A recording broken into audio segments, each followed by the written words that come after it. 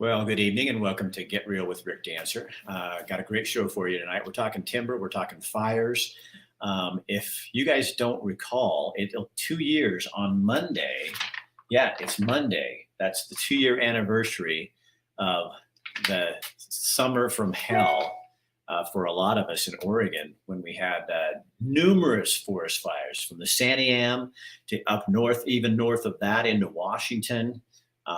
We also had the McKinney Holiday Farm fire, which evacuated my wife and myself for a week out of our house and scared the hell out of us. It was a horrible time. And then one of my dear friends, Frank Moore, lost his home in the Archie Creek Fire down in Roseburg. Well, we're going to be talking about that. A guy named Matt Hill from the Douglas Timber Operators on his own. I don't know how he learned how to do this, but he figured it out. Produced a really good series of videos about the fires, and we'll ask him kind of why he did that and what that's all about. But it really shows a different aspect and kind of where we're going. So I think you're going to enjoy it. And then we have Virgil Osborne, who is one of the volunteers on the fire, and also Sheriff John Hanlon, Douglas County Sheriff John Hanlon, who was there also helping to organize how this was all put together. And we're going to kind of talk about why the fire was so different. Because if we don't learn from this stuff, it's going to happen again worse. And we're just going to get some messaging out like that. So our sponsors are Douglas Timber Operators and also Chris Dental Family Dentistry, where everyone's welcome despite your vaccination status. Dr. Bratlett doesn't care. He cares about your dental health. So he's our dentist for the night. And Buck's Sanitary Service. And the reason I threw Buck's in here is because Scott Weld provides a lot of the showers, outhouse services for fires all over the state of Oregon. He is never reachable from this time of year through the end of October because he's out maintaining all these things. So the women and men fighting these fires have a place to take a shower, even though it's not for long, and a place to go to the bathroom, which is a very important thing. So I thought, you know what? We should bring Bucks on as one of our sponsors.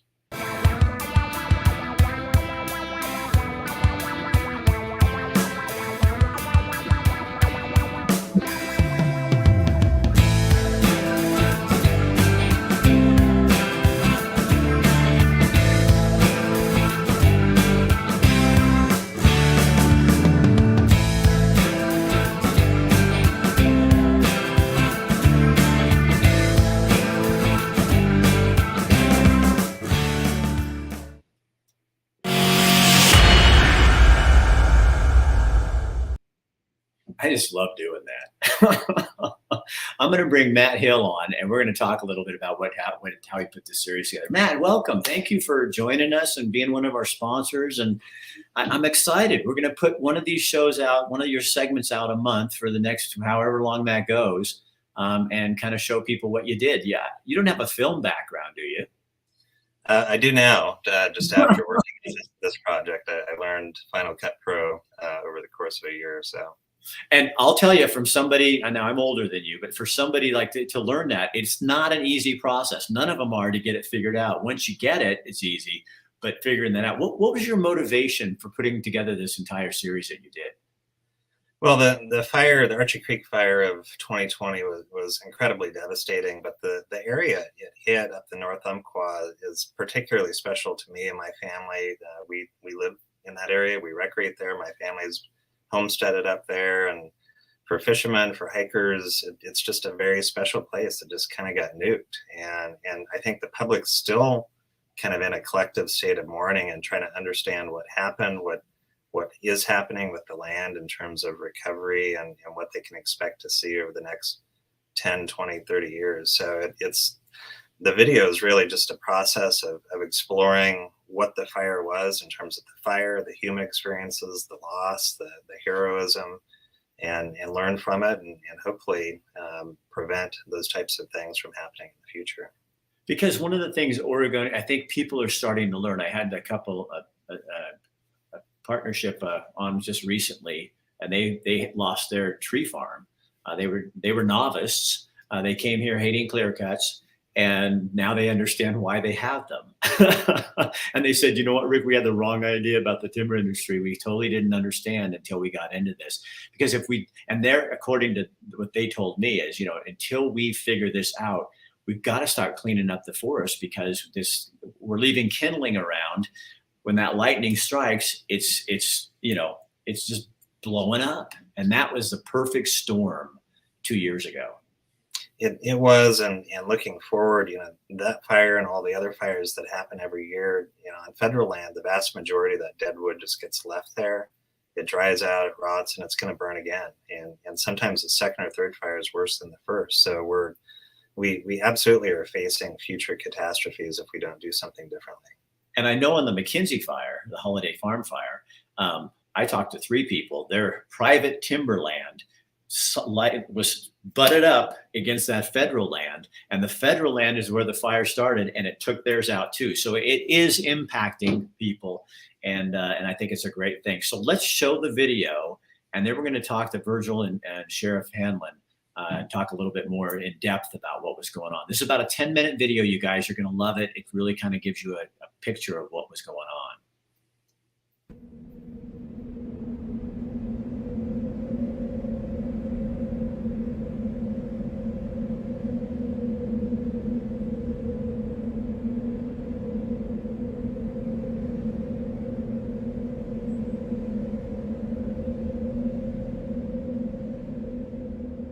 All of the major fires in western Oregon are on east winds. They come over the Cascade Mountains on this west side here and dry out the vegetation.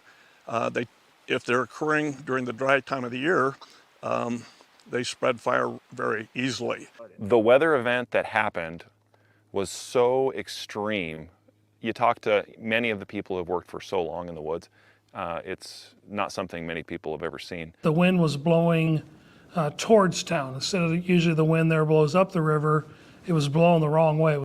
And then came a red flag warning and red flag watch from the National Fire Weather Service. I mean, winds were in excess of 40 miles an hour, eastern winds, pushing that fire with spotting 2 to 3 miles out in front of the active fire line. It looked like a winter storm had gone through. There were trees blown over, there were branches broken, the highway was just littered with debris. It didn't seem like a September day. The wind was blowing so hard, there were limbs and pieces of tree and pieces of ash that was, when I say pieces, I'm talking big ones, that were literally flying over our heads. We had 50-mile-an-hour winds coming from the east, 95-degree temperatures, single-digit humidities, and that combination with the heavy fuels of the forest created an explosive event that was really terrifying to see. The fires we had on Labor Day were major winds, 40, 50-mile-an-hour gusts, so it created explosive events. Just like the 1933 Tillamook fire, the woods literally exploded. A combination of dry fuel, massive amounts of fuel, and a heavy east wind. I've been on a lot of these. I've never really been scared before, but that particular fire was scary. And it was also pitch dark in the middle of the day. It was bizarre because the sky was so dark, but it was mid-afternoon. And the street lights at 3 in the afternoon are coming on. I walked out and it was pretty much dark and the street lights were on, and I thought, holy cow, I didn't realize what time it was. Well, no, it was actually 2 o'clock in the afternoon. It wasn't nighttime. There was a sense of, this is really bad. I've been around fires, I've responded to fires, but this was something that I had never seen before. And so there was just this eerie, almost an eerie calm, but strange sense of there's this giant monster out there. 911. Yes, I'd like to report a fire. It's in between Bogus Creek and Williams Creek off of 138. And you saw the flames? Oh, yes. Okay. Yes, it's burning the old Williams Creek fire scar. 911. Hi, I'd like to report a forest fire in Douglas County. Where at? It's up Canton Creek, east of Glide. I'd like to report a fire. Okay, and is it the new fire? Because we have a bunch of big fires up there. Where are you seeing a fire at? I am at milepost 38. 911 emergency. But there's a wildfire at milepost 37 on 138. 911. Yeah, we need choppers up to Susan Creek. We got a fire. We're trapped in here in Susan Creek Road, and it's going hot right now. And the wind's blowing hard. We need help. I first heard about fires up in the Glide area on would have been Monday night, which was Labor Day. We had warnings, that there was going to be some high winds. So Tuesday morning, the 8th, we had a report that there was a fire burning up on the Forest Service land up the North Umpqua in the Bogus Creek area. And this fire that you're responding to is now referred to as the Archie Creek Fire. Copy, Archie Creek. And I grabbed one of the county commissioners, Commissioner Freeman, and we decided to take a drive up to Glide and see how the fire was coming at French Creek and go up and take a look at this other fire that the Forest Service was aware they had burning, but at that time I don't believe they had anybody on the fire yet. We encountered a firestorm like I've never seen. We're advising you that we just got a report of another fire at Susan Creek Road and Star Mountain Lane, moving quickly, and they're advising that there are subjects trapped in that area. We first made it up as far as just past Susan Creek up to about the old Frontier store, and that's when we encountered fire on the hill.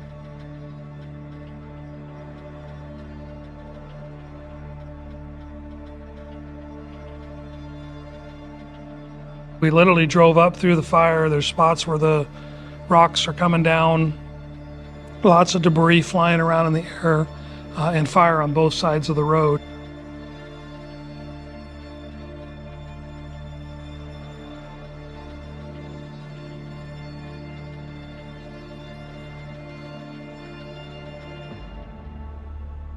We do have a large column of smoke in the area. I'm still a little ways out though. It looks like it's both sides of the road, top of Frontier Hill, just on the east side of it. It's all the way down to the asphalt. They're actually fighting it. That's the helicopter. We found out that there was some folks that were trapped in their home. I had a lady drive out in front of me from a driveway and stopped her car, stopped me right in the middle of 138. Now, mind you, the fire was burning all around us at that time, and she was in a panic because she was concerned that her husband was in the house up the driveway and he was burning to death. That's what they told us. We have a new fire right down here and a house on fire, and evidently somebody's trapped in it. We turned the truck around and we headed up the driveway. The fire was burning all the way around us. It was like driving in a tunnel of flames. We came back down and we're calling this in on the radio as we go. Our sheriff, when I got back to 138, our sheriff was the first vehicle that came up, and he asked me, where's the address? And I told him, I said, it's bad up there. I don't know that you can survive that. He didn't even hesitate. And the sheriff drove right on through the fire up to where the people's house were. We drove up there and assisted them in getting out of their home and getting out of the fire. With really that much smoke and fire around them, they really had no idea that the fire was coming up the hill or was about to engulf them. The residents who were trapped at 29836, they've both been evacuated. However, fire is all around the residents this time. We went on up further, up to Benmore Hill, and contacted the residents up there, informed them that they needed to leave, and then we continued up the river further, and that's when we really found fire burning, very hot, very erratic. I mean, the fire was really blowing up on us on both sides of the highway. We got through it, and about the time we got through it, all the units below us were saying, the road is impassable. You can't go through anymore. We need to stop traffic at both ends and turn people around. Highway right here is fully engulfed. Can you please contact ODOT and CCR if they are able to shut down the highway? It was very dangerous traveling the highway at that time. That was early in the morning. I mean, that was before noon.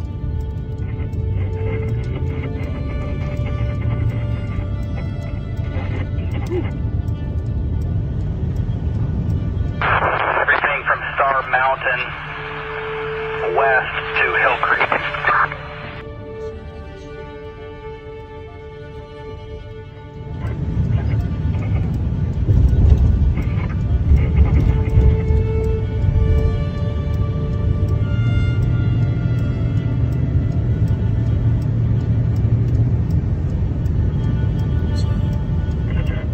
The video is only 1 minute and 46 seconds.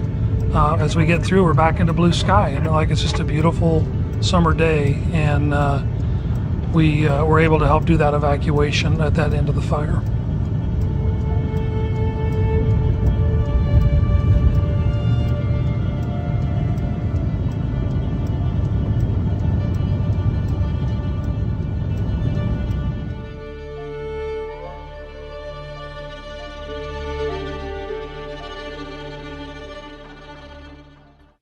Oh, man, that brings back horrible memories.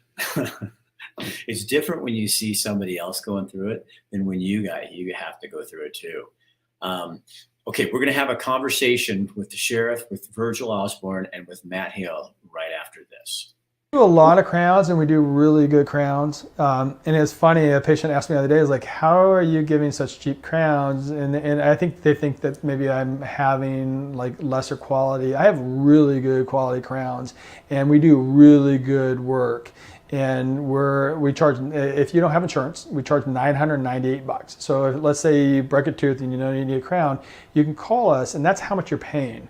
We're not gonna charge you all these add-ons. You don't want a crown that breaks. I don't want stuff from China. It's a local lab. They're phenomenal. You're gonna come in the chair. We're not gonna charge you for a limited exam, X-ray, a core build-up, and a crown. We're gonna charge you $998. And to get that $998, you have to mention that you saw it on Get Real with Rick Dancer. That's just how it goes. Sheriff Hanlon, I have to bring you on first because I'm going to let you. I'm going to give you a little ego boost here. We're already getting comments. Hanlon, the legend lives on. Yeah. you have a fan, and then Matt will bring you on here and tell you. Carol says, "Well done film." It really was. It is. It really is a well done film. And Virgil, I got nothing for you, buddy. Okay. So, gentlemen, again, we've got Sheriff Hanlon up in the right-hand section of the screen from me. Virgil Osborne, a SAR volunteer. Matt Hill, producer, also works for Douglas Timber Operators. So, gentlemen, let's start the conversation. How is this fire different from what is considered a normal fire? Anybody can take that. I can tell you just from my experience, both from law enforcement and from 8 years of working in the wildland firefighting business prior to getting into law enforcement, that this fire was unlike any that I have experienced. And I believe it's probably a lot, mostly due to the weather that we had on that weekend, the high winds, the 50-mile-an-hour winds. Blowing downriver on extremely already, dry fuels, and that coupled with the years of drought leading up to this disaster, I think all contributed to that fire being unlike any that I've seen. I can say that.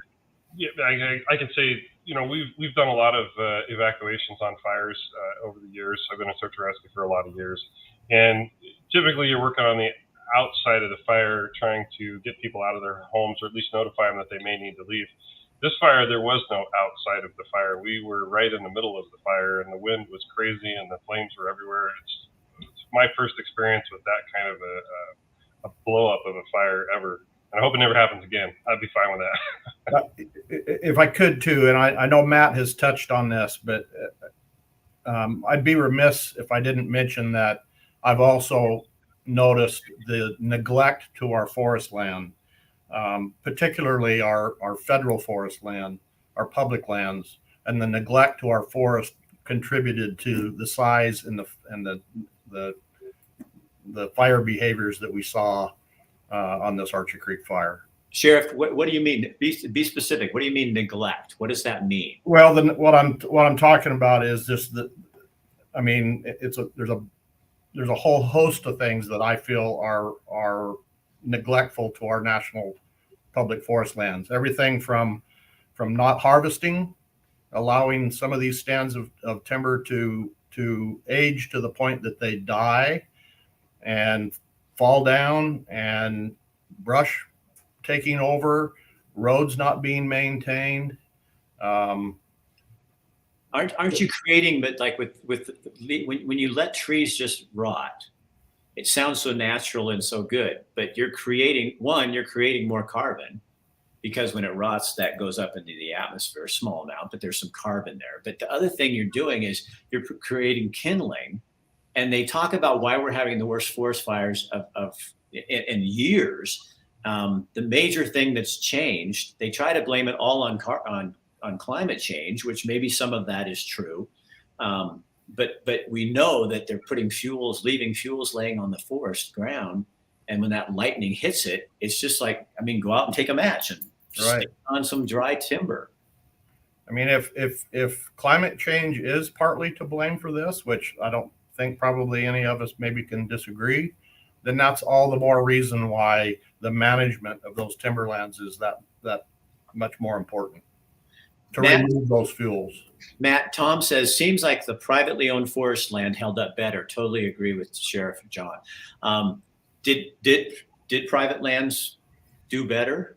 Not necessarily. I mean, in an event like Archie Creek, where it's driven by a 60-mile-an-hour wind, everything got torched in its path, and there wasn't necessarily a difference in behavior, but the whole fire was fueled by a massive amount of fuels that was largely coming off federal land.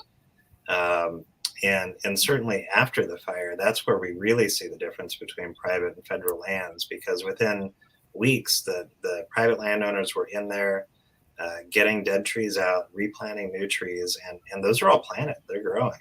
On the federal land, they're still trying to figure out what to do along roads where you've got trees falling on the roads and imposing a public threat. So as time goes on, you'll see the difference between public and private forest just in the color of the land. I went up did some stuff for an organization called Healthy Forests, and up at Mount St. Helens, and they showed the difference between where they left the explosion, where the eruption happened, back in 1980, where they left it alone. Mother Nature is not a very good restorer of timberland. And where they had gone in and done something, private people had gone in and worked it. There was 2 generations of forests in there. And it was all green and lush and beautiful. And that wasn't done on its own, where it was left alone. And why does that message not get out to the community or to people? Do they not understand that? I don't know the answer to that question. But what I do know is that we can help accelerate those recovery processes that nature might take hundreds of years to do. We can do in 40 years, and we can bring forests back faster. And you can look at other fires we've had in the Umpqua National Forest area, Boulder Creek, Apple Creek, Limpy Creek, places like that, where fires have burned in the last 20 years. They've reburned the same stand, and it's converting forests from lush conifer, Doug fir stands to hardwoods, brush, slick leaf, madrone, things like that. And so it's changing the composition of forests as a whole. And I think that's something that's going to impact our recreation, our wildlife, and all sorts of things for the next 100 years. Now, Sheriff, you have a fire right now threatening the edge of Douglas County from Josephine County. You guys are neighbors. What's going on with that? Yeah, so that fire is just a couple of miles, 3 miles, I think, away from the southern Douglas County line between us and Josephine County. It's burned clear down to the Rogue River, and the fire hasn't jumped the river on our southern boundary, but it has jumped the river more towards Galice, and is starting to burn, to the south and east, is my understanding, in a direction that's going to put residences, in harm's way. Matt, I don't know if you read this, Tim Bechtel. Yeah, thanks, Tim. I saw that and it made me smile inside. Dear friends of all of ours, and it's and they lost the log home that Frank built and Jeannie built by hand from the ground up, and all of his metals and everything else. And that story goes on and on and on. So I think what happened with that the 2 year ago fire, it kind of lit a fire under a lot of us, including myself, where it's like, well, I was never impacted by this. But now all of a sudden, what you do with your forests and how we treat those forests, it matters to me. I was, we left our home, walked out, and Kathy and I looked and we had tears in our eyes and go, we may never see this again, and everything in it. So now I'm in the game and I don't care what people think. You know what I mean? It's like, I'm in the game. Virgil, now, am I right? I don't know. I didn't talk to you about bringing this up, but you're running for something, aren't you? Yeah. House of Representatives, District 2 for Oregon, yes. Okay, so it encompasses this area. I know that's not why you came on here, but I'm sorry, it's a natural conversation, and that's what we do here. If you're elected, I mean, is this something that we need? I mean, we need more people in the state who understand timber, not blacktop streets and concrete buildings. Absolutely. And I've been involved in the timber industry myself. I used to work for RFP. I was in their management for a few years down there as well. So I get it. I understand forest management. And to John's point, we need to take much better care of our forests. And that includes federal lands. I mean, I think our private industry, private lands, they do a pretty good job of maintaining what they have, because I mean, that's their source of income, and that's, they live or die by the trees. But when it comes to BLM and Forest Service land, not so much. And I think we could do a much better job with that. So Matt, why is that important? If you've got public lands that are being left alone, so that's how one group does it, and then you have private people who are going in and cleaning up and replanting, why does the public lands still matter with the private? You know what I'm getting at, right? Yeah, there's a couple issues. I mean, we're all neighbors and right up against each other. In the BLM lands, it's a checkerboard land ownership pattern. So every other square mile is public, private, public, private. So it's like living in an apartment building. If one person's apartment's on fire next to you, you're impacted because it's coming to you next. And so it puts a very complex relationship together. But I do want to emphasize that what's happening on federal land isn't the decision of the current people managing federal land. Right. This has been decades in the making. Courtroom after courtroom has restricted, the management authority of these agencies, and 80 to 90% of both Forest Service and BLM land in this area is pretty much off limits to any type of management whatsoever. So if they want to thin it before the fire, they can't do it. If they want to remove dead wood after the fire, they can't do it. They just have to let nature take its course. And the irony of that is that rigidity was set up to protect, green conifer old growth forest that's the habitat of the northern spotted owl. Well, guess what happened to that habitat in these fires? It's gone. It's gone for a long time. So the environmental goals that our community suffered to enact, our mills closed, our people went out of work.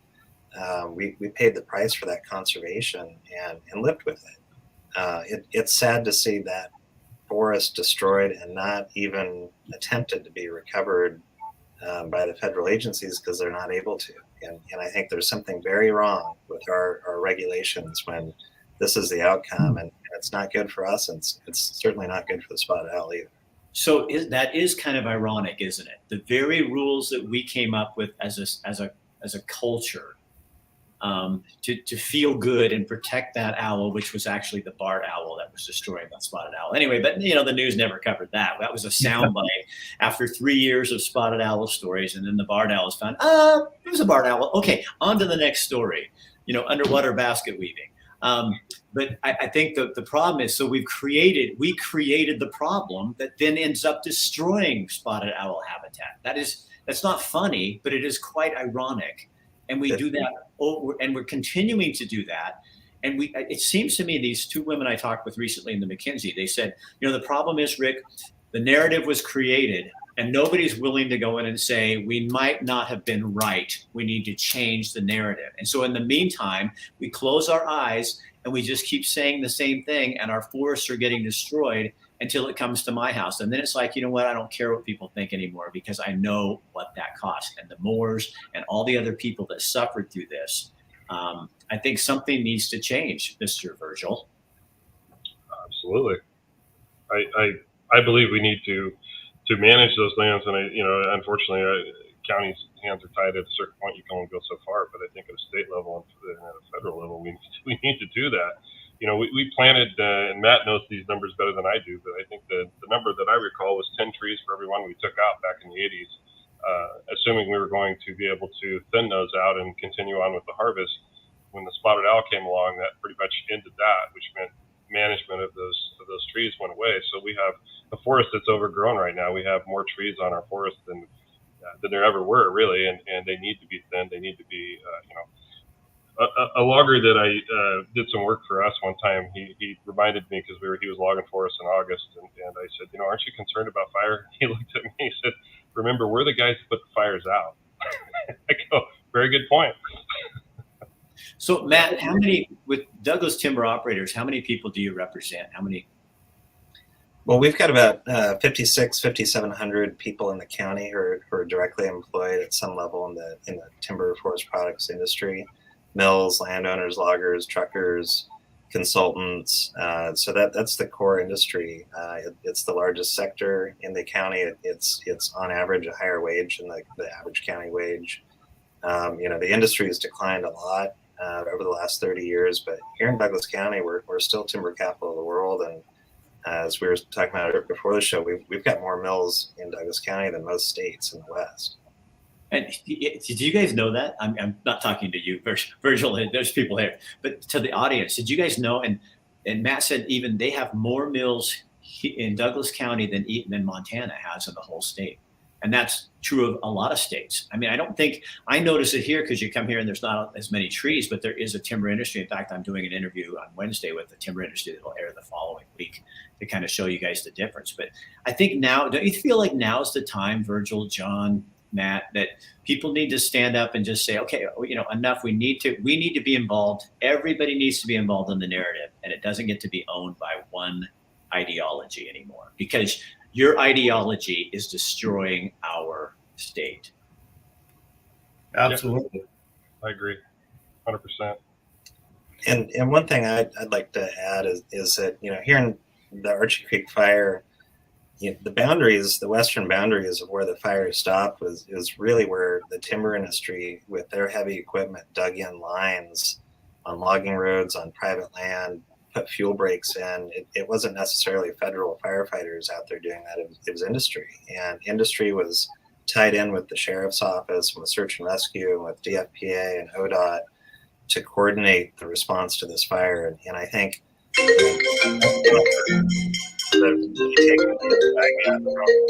Hold on, sorry guys. That's not me. That happened to somebody. It was actually one of our clients going, I love this show, thank you. And it's like, I was watching the thing going, oh no, don't call me now. You sponsor the show I'm on right now. What are you doing? So anyway, Matt, finish your thought. Just quickly, and I think that was one of the major things that stimulated my desire to film some of these stories was from a timber industry representative. I was there seeing the sheriff's office and search and rescue coordinating with all the first responders, and how the community and all these people, volunteered, paid, career, political, came together, to stop the fire, to address public safety. And it was really incredible and heartening to watch as a county resident. And my wife and I had actually enlisted for search and rescue before the fire, but because of COVID, we weren't able to get through the training. And now we are members, and we do fire evacuations with Virgil under the discretion of the sheriff. And it's just incredible to see so many people come together. I mean, it's a horrible situation, but it really showed the value and character of this community, and really made me glad and thankful to live here. But Douglas County is always, you guys are a pretty tight-knit place. You get into rural Oregon and it's a whole different animal, and you guys are like that. But I saw that even on the McKinsey. I mean, it was like you saw people coming out of the woodwork. One neighbor loses their home and the other one's just still there. So they're inviting them into their house to stay. And then when they're gone, while they're waiting for all the process, they're over there watering their yard and taking care of the cat that's still there. And, that really is the heart and soul of the true Oregon spirit, don't you think? That's still alive and well. You have to look for it sometimes, but it's still alive and well. It certainly is. It's deep seated.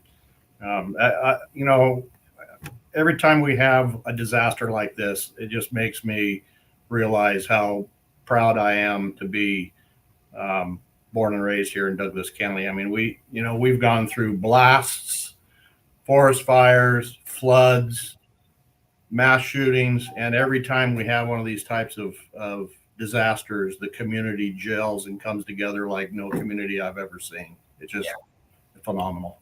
I'll tell you, as a guy running as a Republican for Secretary of State, when I left Lane County and got into Douglas County, it was kind of like, I'll get questions that are not like trying to kill me. I was in safe territory, even though my home was in Lane County. It was really like you drive over the border, you just went, okay, I'm in another land. Rick, I can really attest to, as John and Matt had said, we were working on emergency channels on our radio, so we were hearing a different conversation than a lot of the fire channels are hearing. But I know there was a point where there were so many people willing to come up and help, like haul animals. I mean, there were horses and cows and dogs, cats, chickens. All this thing happened so fast, but there were people basically lined up that were willing to help. It was an amazing day to see that all happening. But what was really amazing was, I think it was the third day of the fire, maybe the end of the second day. I went up I was patrolling in Little River, and we stopped in there at Thunder Mountain. I have never seen so many shovels, cats, logging equipment in one spot ever. I was like, oh my God. The private forest industry, those guys, they were going to protect their land, and they did an amazing job. I mean, compared to what I saw later on in the fire, those guys really took care of what they had to do. So it gave me chills. I was like, these guys are going to go put the fire out. There's a guy up in McKinsey, and he had water tanks at his house, and he's kind of a character. And he just ran out of the house, put his boots on, ran out of the house, and he's driving up the road, and he gets out, and somebody goes, "What are you doing?" And he realizes he's in his underwear and his boots and nothing else. But he had the water tender, and he was out there putting out water, putting out hot spots that he found like that. He didn't have time to get the clothes on. He just had his skivvies and his boots on, and he was doing his job. So earlier, Rick, you asked what made this fire different than some of the others that we've experienced, and you mentioning that just reminded me. So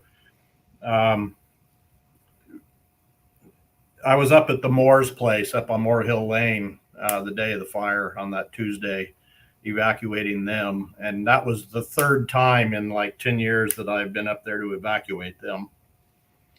And on this particular day, 2 years ago, Mr. Moore came out and he said, "John," he says, "what do you think?" And I said, "I think you and your wife need to get out of here." And his son and daughter, I think, were there at that time, also trying to talk them out of the house and get them to go. A couple of times before, they were very reluctant. I'm not sure they really did evacuate the two times prior completely, but this time he was more concerned. He sensed and he knew that this fire was different. And I knew it was different because I'd been driving through it for the last half hour and evacuating other people. And I said, "Yeah, you folks have to go." And he says, "I think I'll take your advice on this one." But my point, I guess, is that there were a number of residents that we made contact with up there that day that knew how serious this one was. And the majority of all of them took our suggestion to go. And we're fortunate that they did, because we managed to get through that fire. Again, a fire like I've never witnessed and experienced before in my life. And we got through it without one human life being lost. I can still see Frank's face when he's talking to you. Oh yeah, with a hand on the shoulder. Yeah, give you a little pat on the shoulder. Yeah, he might not have been as smiling as you much. He'd always look at me and go, "How you doing, Rick?" Yeah. That big old smile. Yeah. And hearing that at the end of his life, he loses the house that he built because we're not managing forests properly. That's kind of the moral of the story. So, gentlemen, thank you all for joining us. Matt, thank you so much for your sponsorship of our show and providing this awesome content, which obviously people are liking because there's a ton of people on here right now. And it's a conversation we as Oregonians, even though I'm not an Oregonian anymore, I still am at heart. We need to be able to have. We need to be able to talk about things. And I'm going to say a little bit more about that when I let you guys go. Thank you for being here. We appreciate you.